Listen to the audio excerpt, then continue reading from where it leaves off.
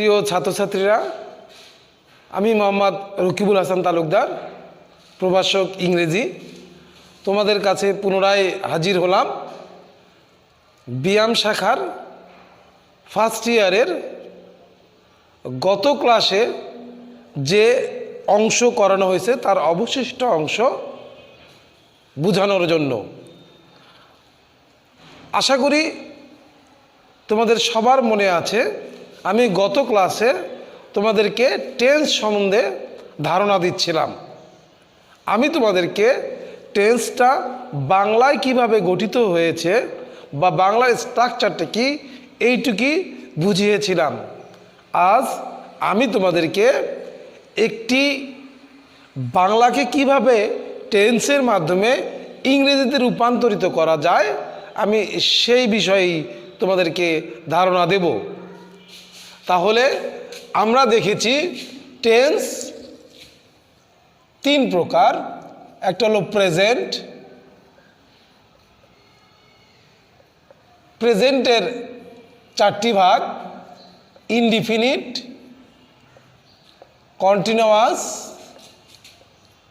Perfect, perfect continuous. আবার number two, past, পাস্টের চারটি ভাগ: indefinite, continuous, perfect, perfect continuous. Number three, future, indefinite, continuous, perfect, perfect continuous. আমরা সবাই দেখেছি বাংলায় কিভাবে চেনা যায় ইনডিফিনিট টেন্স। তোমাদের সুবিধার্থে আমি সংক্ষেপে আবার সেটা লিখে দিচ্ছি। আমরা দেখেছি ই, অ, এ, সে করে, আমি খাই, সে বাড়ি যায়, আমি বাজারে যাই। এই যে ভার্বের ক্রিয়ার শেষে ই, অ, এ ইত্যাদি উচ্চারণ আসবে, তখন বুঝতে হবে এটা প্রেজেন্ট ইনডিফিনিট টেন্স। কন্টিনিউয়াসে আমরা শিখেছি তেসি, তেসো, তেসে। পারফেক্টে আমরা শিখেছি ইয়াসি, ইয়াসো, ইয়াসে। কন্টিনিউসে আমরা শিখেছি তেসি, তেসো, তেসে। পার্থক্য এখানে সময় ছিল, আশা করি সকলের মনে আছে। তাহলে আমরা আজকে দেখতে যাচ্ছি কিভাবে একটি বাংলা সেন্টেন্সকে ইংরেজি সেন্টেন্সে রূপান্তরিত করব।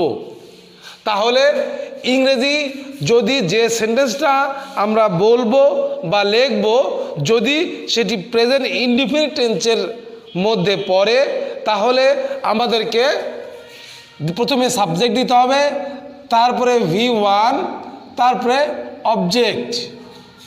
এই স্ট্রাকচারে আমরা যে কোনো প্রেজেন্ট ইনডিফিনিট টেন্সের ইংরেজি করতে পারি।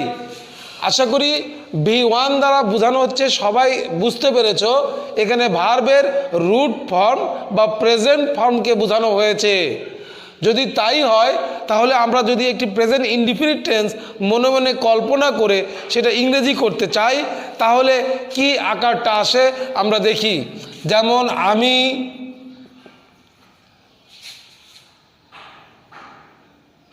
একটি চিঠি লিখি। এখানে ভার্বটা হলো লেখা, যার সাথে রস্বইকার আছে, অর্থাৎ রস্বইকার, রস্বই। তাহলে দেখা যাচ্ছে বাংলার স্ট্রাকচার অনুযায়ী ভার্বের শেষে ই, অ, এ এর যে কোনো একটি আছে, তাহলে বোঝা যাবে এটা একটু প্রেজেন্ট ইনডিফিনিট টেন্স। তাহলে আমরা স্ট্রাকচার লিখি, এটাকে ইংরেজি করব। সাবজেক্ট কি? আমি, ভার্ব হলো লিখি, আর অবজেক্ট হলো একটি চিঠি, এ লেটার। দ্যাট মিন্স এখানে আমরা স্ট্রাকচার অনুযায়ী যদি ইংরেজি ওয়ার্ডগুলো বসে দেই তাহলে আমরা এটির একটি ইংরেজি সেন্টেন্স পেয়ে যাব।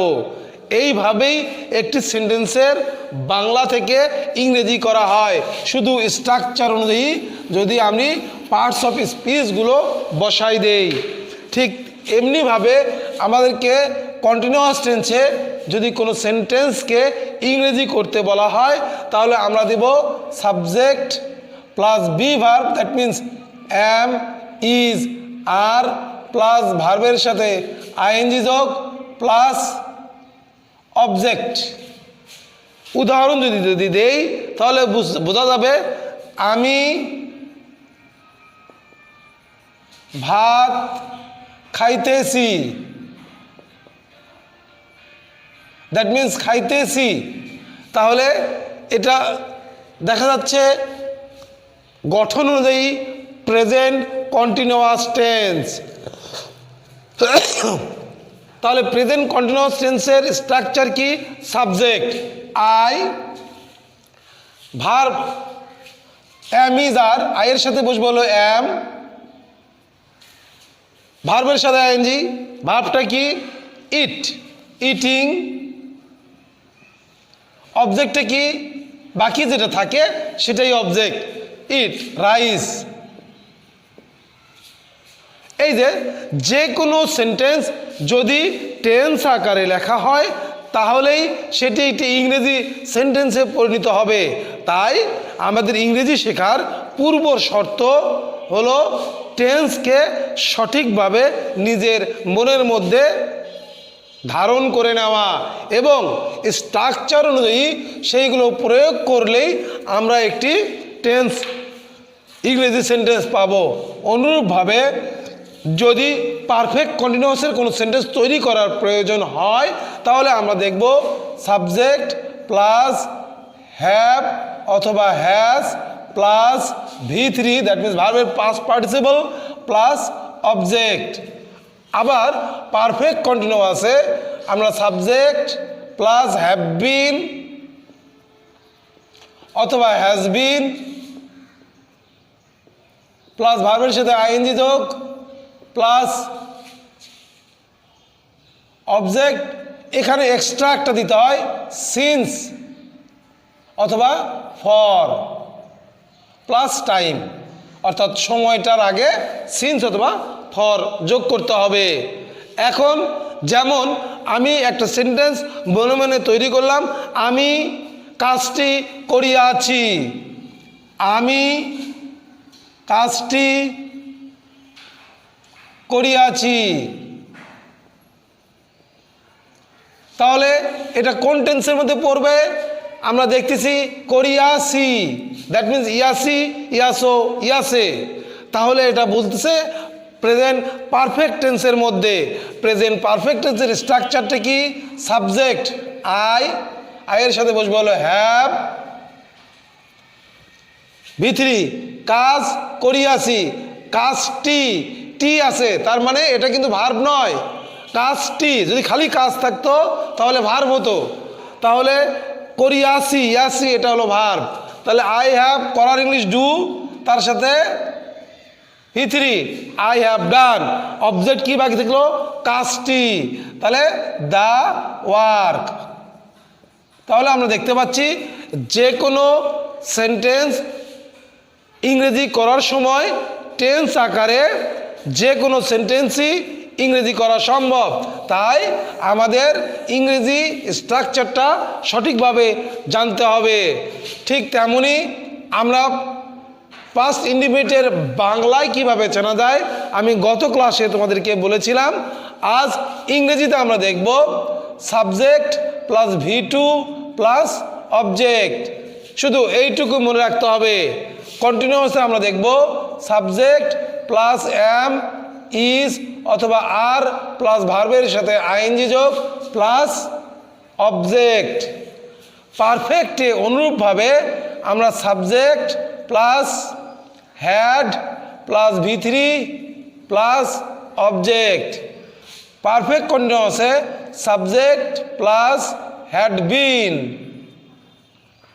প্লাস ভার্বের সাথে আইএনজি যোগ প্লাস অবজেক্ট প্লাস সিন্স অথবা ফর প্লাস টাইম। তাহলে এই চারটা মনে রাখলে বাকিগুলো মনে রাখা খুব সহজ। কৌশলটা কি?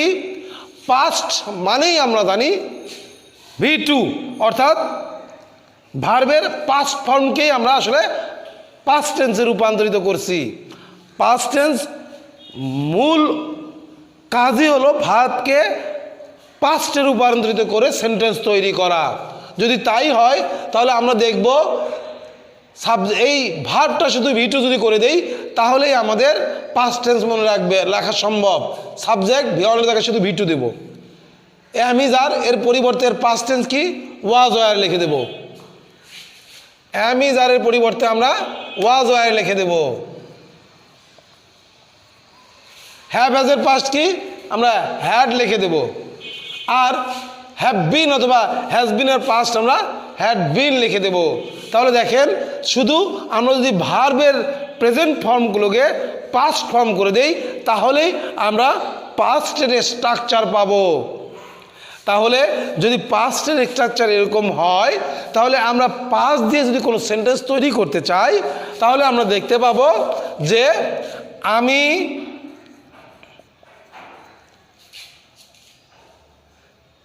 খেলিতেছিলাম,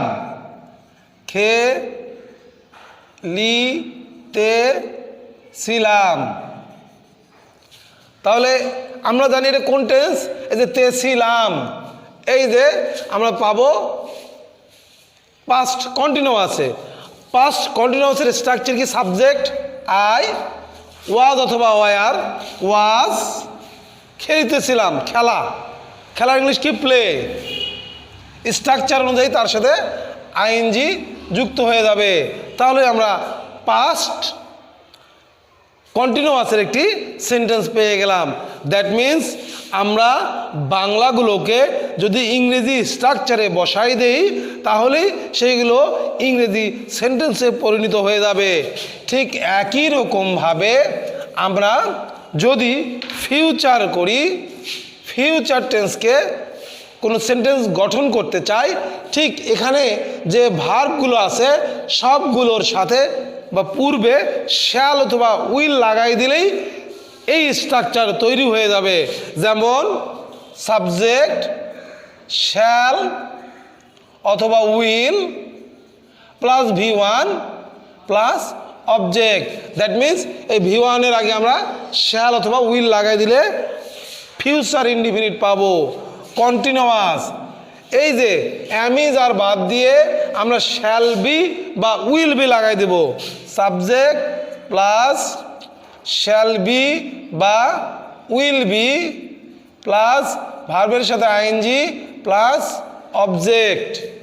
ঠিক তেমনই পারফেক্টে অর্থাৎ ফিউচার পারফেক্টে আমরা এই যে পারফেক্ট আছে ভার্ব, তার পূর্বে যদি শ্যাল অথবা উইল লাগাই দেই তাহলেই পারফেক্ট হয়ে যাবে।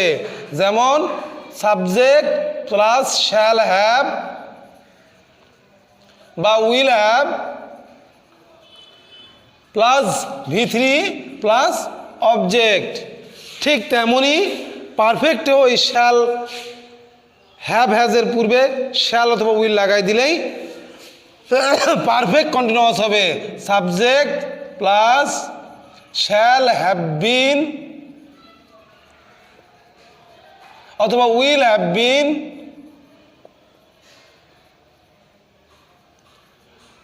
প্লাস ভার্বের সাথে I N G plus object plus since অথবা for plus time. That means আমরা যদি যে কোনো সেন্টেন্স তৈরি করতে গেলে মনে রাখতে হবে টেন্স ছাড়া কখনো কোনো সেন্টেন্স তৈরি করা যাবে না। যদি তৈরি করাও হয় তাহলে দেখা যাবে সেটি ভুল হয়ে গেছে। সো আমাদেরকে ইংরেজিতে সেন্টেন্স গঠন করতে গেলে বাংলার পাশাপাশি ইংরেজি স্ট্রাকচারটাও মনে রাখতে হবে।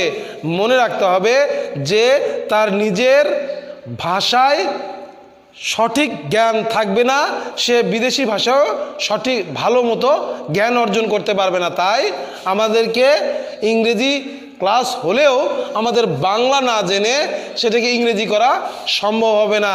আশা করি তোমরা সবাই বুঝতে পারছো এবং এইভাবে যে কোনো সেন্টেন্স মনে আসবে, কল্পনায় আসবে, সেইটিতে টেন্স অনুযায়ী ইংরেজি করার চেষ্টা করলেই আমরা দেখতে পাবো যে কয়েকদিনের মধ্যেই আমরা ইংরেজি সম্পর্কে একটু ভালো দক্ষতা অর্জন করতে পারবো।